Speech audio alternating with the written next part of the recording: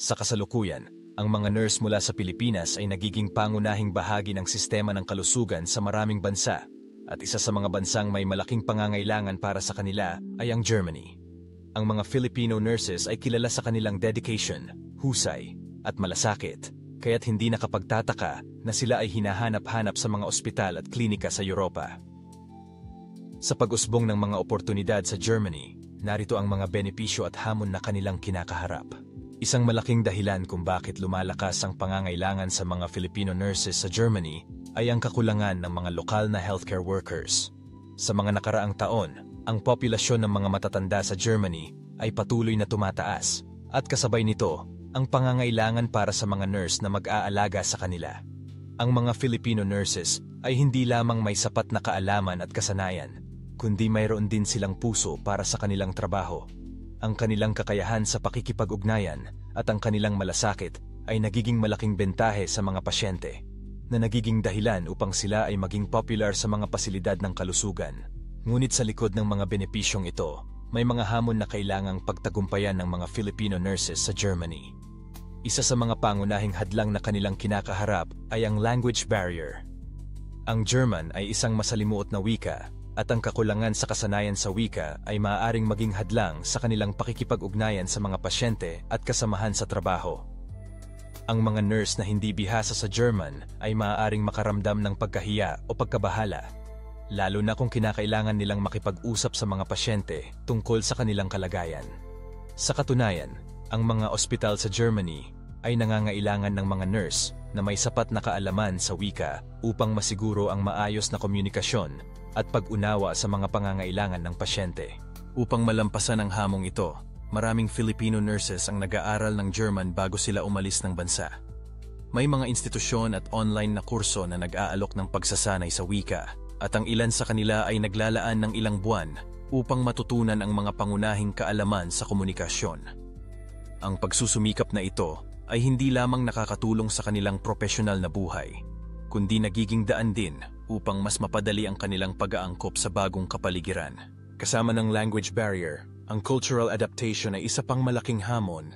Ang kultura ng Germany ay maaaring magkaiba sa kultura ng Pilipinas, at ang mga Filipino nurses ay maaaring makaramdam ng pagkakaiba sa kanilang mga nakagawian. Halimbawa, ang mga German ay kilala sa kanilang pagiging prangka at tuwiran sa pakikipag-usap, na maaaring mag-iba sa mas malambing na paraan ng mga Pilipino. Ang pagkakaiba sa mga asal, tradisyon, at pananaw sa buhay ay maaaring magdulot ng hindi pagkakaintindihan sa mga pasyente at katrabaho. Sa mga pagkakataong ito, mahalaga ang pagiging bukas sa pagkatuto at pagtanggap ng bagong karanasan. Gayunpaman, ang mga hamong ito ay hindi hadlang sa mga Filipino nurses. Sa katunayan, maraming mga kwento ng tagumpay ang nagmumula sa kanila. Maraming Filipino nurses ang nagtatagumpay sa kanilang mga karera sa Germany, at sila ay nagiging inspirasyon sa iba pang mga nurse na nagnanais na subukan ang kanilang kapalaran sa ibang bansa.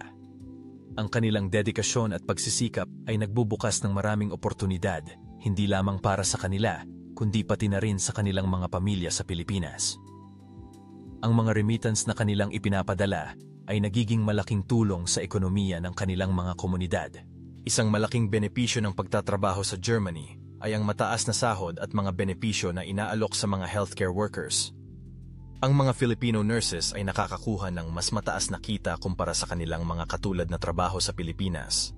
Bukod dito, ang mga benepisyo tulad ng health insurance, paid vacation, at retirement plans ay nagiging dahilan upang mas maging kaakit-akit ang pagtatrabaho sa bansa. Sa ganitong paraan, ang mga nurses ay hindi lamang nakapagbibigay ng magandang buhay para sa kanilang sarili, kundi pati na rin sa kanilang mga pamilya sa Pilipinas. Sa kabila ng mga benepisyong ito, hindi rin ligtas ang mga Filipino nurses sa mga hamon ng work conditions. Maraming mga nurse ang nagrereklamo tungkol sa matinding workload at kakulangan ng staff sa mga ospital. Ang mga pasyente ay patuloy na dumarami, ngunit ang bilang ng mga nurse ay hindi sapat upang matugunan ang kanilang pangangailangan. Ito ay nagdudulot ng labis na stress at pagod sa mga nurse, na nagiging sanhi ng burnout at pagkasira ng kalusugan.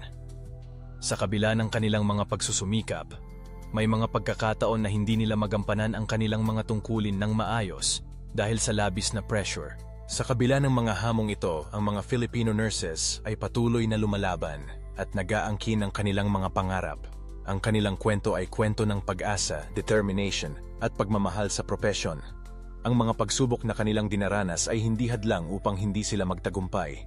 Sa katunayan, ang kanilang karanasan sa Germany ay nagiging daan upang mas mapabuti ang kanilang kakayahan at mas maging handa sa mga susunod na hamon.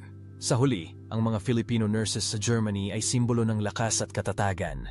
Sila ay mga bayani sa likod ng mga uniforme na nagbibigay ng pag-asa at buhay sa mga pasyente. Ang kanilang kwento ay patunay na sa kabila ng mga hamon, may mga oportunidad na naghihintay sa mga handang magsikap at magpursige. Ang kanilang paglalakbay ay nagpapaalala sa atin na ang tunay na tagumpay ay hindi lamang nasusukat sa material na bagay, kundi sa mga buhay na ating naantig at mga kwentong ating naipapasa sa susunod na henerasyon.